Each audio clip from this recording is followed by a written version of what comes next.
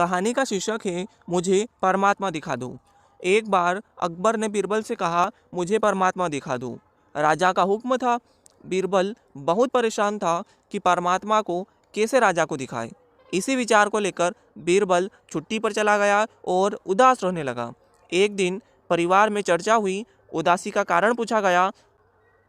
बीरबल ने बता दिया कि राजा ईश्वर के दर्शन करना चाहते हैं।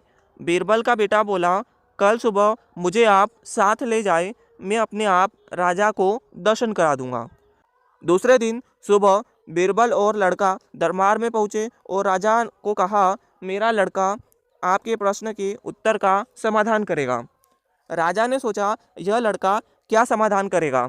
लड़का बोला, इस वक्त मैं आपका गुरु हूँ, मुझे उचित स्थान दिया जाए। राजा ने सोचा, बात तो ठीक कह रहा है, मैंने तो प्रश्न किया है, समाधान करने वाला गुरु समान होता है। राजा ने लड़के के लिए अपने साथ थोड़ा ऊंचा स्थान दिया। लड़का बोला, महाराज एक दूध का कटोरा मंगाओ। राजा ने दूध का कटोरा मंगाया। लड़का बोला, महाराज इस दूध में घी है। राजा बोला, हाँ है।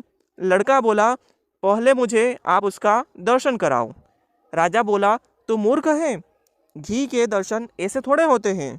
पहले दूध को गर्म करना पड़ता है, फिर उसकी दही जमाना पड़ता है, फिर उसको मघानी में रिड़का जाता है, फिर मक्खन निकलता है, फिर उसे गर्म गर्म कढ़ाई में डाला जाता है, फिर उसकी मेल निकाली जाती है, तब जाकर घी के दर्शन होते हैं। ऐसे ही थोड़े दर्शन होते हैं।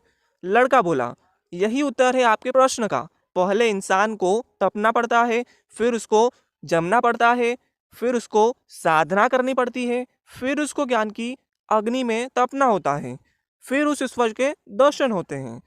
अकबर समझ गया और बोला, तू वाकई ही मेरा गुरु है।